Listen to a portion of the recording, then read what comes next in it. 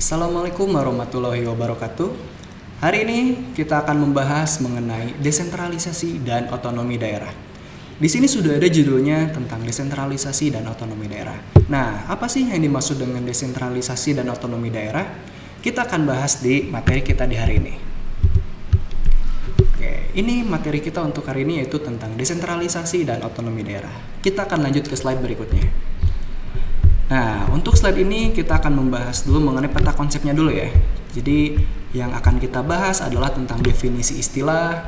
Ya, ada 4 ya. Pertama ada desentralisasi, kedua ada dekonsentrasi, ketiga itu ada tugas pembantuan atau dalam bahasa Belanda itu disebut medebewin, dan keempat itu ada otonomi daerah. Nah, kemudian yang selanjutnya yang akan kita bahas adalah tentang contoh pelaksanaan dari 4 istilah tersebut. Kemudian ada juga landasan hukum otonomi daerah, dan yang terakhir itu berbicara mengenai nilai, dimensi, dan prinsip otonomi daerah. Baik, kita akan lanjut ke yang pertama. Nah, yang pertama kita akan membahas mengenai definisi istilah. Di sini ada 4 ya, ada desentralisasi, kemudian ada dekonsentrasi, ada tugas pembantuan, dan juga ada otonomi daerah. Nah, apa sih maksudnya dari desentralisasi, dekonsentrasi, tugas pembantuan, dan juga otonomi daerah? Kita akan bahas satu-satu. Untuk yang pertama itu desentralisasi. Nah, desentralisasi ini adalah penyerahan wewenang pemerintahan dari pemerintah pusat kepada pemerintah daerah. Jadi, wewenang yang tadinya ada di pemerintah pusat itu diberikan kepada pemerintah daerah. Silahkan pemerintah daerah melaksanakan tugas kewenangan yang tadinya menjadi milik kewenangan pemerintah pusat. Nah, yang kedua ini ada dekonsentrasi. Nah, kalau dekonsentrasi ini pelimpahan wewenang dari pemerintah yang berada di atas kepada pemerintah yang ada di bawahnya. Ya, ini agak sedikit mirip dengan desentralisasi, tapi kalau untuk dekonsentrasi ini hanya pelimpahan. Ya, jadi silahkan pemerintah daerah melaksanakan tugas yang diberikan atau yang dilimpahkan oleh pemerintah pusat. Atau secara sederhananya, pemerintah pusat membuka cabang di pemerintah daerah. Ketiga, ini ada tugas pembantuan atau medebewin itu ya yang tadi ya. Nah, tugas pembantuan adalah penugasan dari pemerintah yang berada di atas kepada pemerintah yang ada di bawahnya untuk melaksanakan urusan kewenangannya. Jadi untuk tugas pembantuan ini adalah penugasan. Jadi pemerintah pusat atau pemerintah yang ada di atas itu menugaskan kepada pemerintah yang ada di bawahnya. Sok silahkan tolong kerjakan. Ya, dananya dari pemerintah pusat. Itu tugas pembantuan. Dan terakhir, ini ada otonomi daerah. Apa ini otonomi daerah? Nah, kalau otonomi daerah adalah kewenangan daerah otonom untuk mengurus daerahnya sendiri. Ya, artinya, daerah-daerah yang ada di Indonesia, mau itu Jawa Barat, mau itu Jawa Timur, Papua, Sulawesi Utara, itu memiliki kewenangan untuk mengurus daerahnya sendiri. Silahkan. Ya, mau membangun jembatan, silahkan.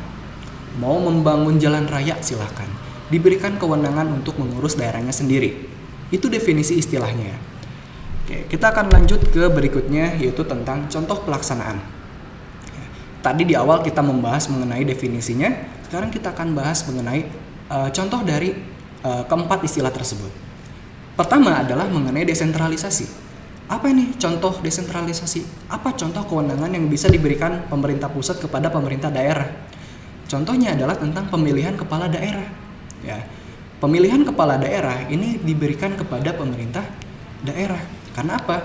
Yang memilih calon pemimpin mereka adalah ya warga mereka sendiri.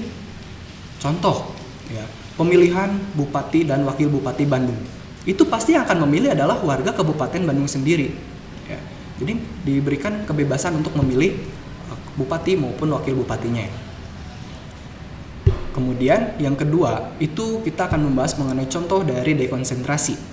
Contoh dari dekonsentrasi ini adalah pelayanan pembuatan KTP. Nah, kenapa pelayanan pembuatan KTP ini masuk ke dalam dekonsentrasi? Ya, seperti tadi yang Bapak sampaikan di awal, dekonsentrasi ini bisa kita ambil sederhananya yaitu pemerintah pusat ya, membuka cabang di pemerintah daerah. Nah, maksudnya gimana nih pelayanan pembuatan KTP? Ya, KTP, judulnya KTP ya, Kartu Tanda Penduduk. Artinya seluruh warga negara Indonesia, seluruh penduduk Indonesia itu wajib punya KTP. Berarti kalau misalkan seluruh penduduk Indonesia wajib punya KTP, berarti ini adalah kewenangan pemerintah pusat. dalam hal ini ibu kota Jakarta. Tapi berhubung geografis Indonesia itu dari Sabang sampai Merauke itu luas sekali, maka tidak akan mungkin orang-orang yang jauh itu harus ke Jakarta, harus ke ibu kota hanya untuk mengurus KTP. Makanya di pemerintah daerah itu ada pelayanan pembuatan KTP. Agar apa? Agar pembuatan KTP itu lebih efektif. Ya. Orang Aceh ingin membuat KTP harus jauh-jauh ke Jakarta, nggak usah. Dengan adanya dekonsentrasi, orang Aceh membuat KTP cukup di Aceh saja. Gitu. Orang Bandung membuat KTP ya cukup di Bandung saja, tidak usah harus jauh-jauh ke Jakarta karena di Bandung pun sudah ada. Itu dekonsentrasi. Ya, jadi lebih kepada pelayanan administratifnya saja. Ketiga, ini ada tugas pembantuan atau medebewin. Ya, contohnya adalah pembangunan sarana pemerintahan di daerah perbatasan. Ya. Kalau misalkan kita berbicara mengenai perbatasan, berarti itu adalah negara dengan negara. Berarti itu secara tidak langsung itu adalah urusan pusat. Ya. Tapi ya, di sini ada contohnya pembangunan sarana pemerintahan di daerah perbatasan. Ya, yang tadinya berbicara mengenai Indonesia dengan negara lain perbatasannya, ini bisa ditugaskan kepada daerah-daerah yang berbatasan langsung dengan negara lain. Contoh, Indonesia ini berbatasan langsung dengan Timor Leste. Ya, berbatasannya langsungnya dengan apa? Dengan provinsi apa? Yaitu dengan Provinsi Nusa Tenggara Timur.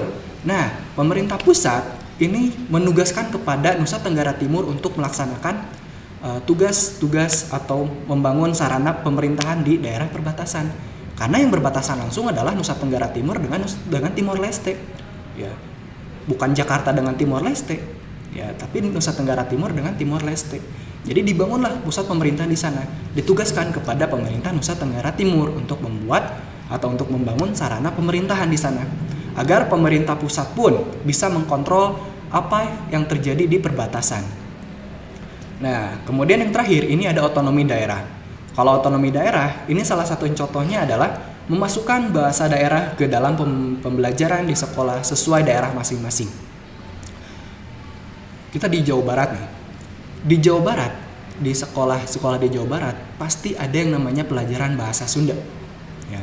Kenapa ada pelajaran bahasa Sunda? Ya karena daerah masing-masing dipersilahkan untuk mengembangkan daerahnya sendiri. Gitu. Mau memasukkan pelajaran bahasa Sunda, silahkan. Gitu. Mungkin di daerah Jawa Tengah atau Jawa Timur ada pelajaran bahasa Jawa, ya silahkan. Karena itu sesuai dengan kebutuhan dari daerahnya masing-masing. Ya. Itu adalah contoh pelaksanaan dari desentralisasi, dekonsentrasi, kemudian tugas pembantuan, dan juga otonomi daerah. Oke, kita akan next ke slide berikutnya. Nah, slide berikutnya ini kita berbicara mengenai dasar hukum dari otonomi daerah. Artinya, aturan-aturan mengenai otonomi daerah. Oke, di sini ada Undang-Undang Dasar 1945 Pasal 18. Kemudian ada Undang-Undang Nomor 33 Tahun 2004 tentang perimbangan keuangan antara pemerintah pusat dan pemerintah daerah. Dan juga ada Undang-Undang Nomor 9 Tahun 2015 tentang perubahan kedua atas Undang-Undang Nomor 23 Tahun 2014 tentang pemerintahan daerah. Ini agak panjang juga ya bacanya. Oke, nah ini adalah aturan-aturan mengenai pelaksanaan otonomi daerah di Indonesia. Jadi di Indonesia ini, karena Indonesia ini negara hukum, maka segala aturan atau segala sesuatu yang dilaksanakan itu harus sesuai dengan hukum yang berlaku. Ya, ini dasar hukumnya. Oke, dan ini ada slide terakhir, yaitu tentang nilai, dimensi, dan juga prinsip otonomi daerah. Kita akan berbicara mengenai nilai terlebih dahulu. Kalau untuk nilai, ini ada dua. Ada nilai unitaris dan juga ada nilai dasar desentralisasi teritorial. Kalau nilai unitaris, ini maksudnya adalah tidak ada negara dalam negara. Nah, apa ini maksudnya tidak ada negara dalam negara? Ya, kita terdiri dari 34 provinsi. Ya, 34 provinsi. Ya. Tapi, meskipun masing-masing provinsi diberikan kewenangan untuk mengurus daerahnya sendiri, ya, tidak ada bahasa atau tidak menjadi mereka ini tidak menjadi negara sendiri gitu. Contoh, misalkan Provinsi Jawa Barat. Provinsi Jawa Barat ini diberikan kewenangan untuk mengurus daerahnya sendiri gitu. Tapi dengan diberikan kewenangan tersebut tidak serta-merta Jawa Barat ini menjadi negara Jawa Barat, tidak. Ya, tetap berada di negara Kesatuan Republik Indonesia. Gitu. Kedua, ini ada nilai dasar desentralisasi teritorial. Nah, kalau nilai dasar desentralisasi teritorial ini adalah bersumber dari pasal 18 Undang-Undang Dasar 1945. Ya. Jadi nilai dasar ini adalah bersumber dari pasal. Pasal 5, pasal apa ini? Pasal 18 Undang-Undang Dasar. Artinya, pelaksanaan dari otonomi daerah ini sesuai dengan aturan-aturan yang ada, ya. Gitu. Kemudian kita akan masuk ke dimensi. Kalau dimensi, ya ini berarti hal-hal yang harus diperhatikan dalam melaksanakan otonomi daerah. Pertama, rasa kedaerahan kurang sehingga peluang melepaskan diri minim. Ya. Maksudnya adalah meskipun daerah-daerah ini diberikan kewenangan untuk mengurus daerahnya sendiri, tapi mereka jarang memiliki pemikiran bahwa kenapa kita tidak membuat negara saja gitu. Tidak seperti itu. Ya. Jadi karena hal tersebut maka pemerintah pusat memberikan kepercayaan. Meskipun diberikan kewenangan untuk mengurus daerahnya sendiri, tapi mereka tidak melepaskan diri dari negara Republik Indonesia. Akhirnya diberikanlah kewenangan untuk mengurus daerahnya sendiri. Kedua, pelayanannya ini lebih efektif. Ya, seperti yang tadi di awal Bapak sampaikan, ya, pembuatan KTP, ya, orang yang jauh di sana, Aceh maupun Papua, itu dalam membuat KTP itu tidak usah jauh-jauh ke ibu kota. Kenapa? Ya, agar apa?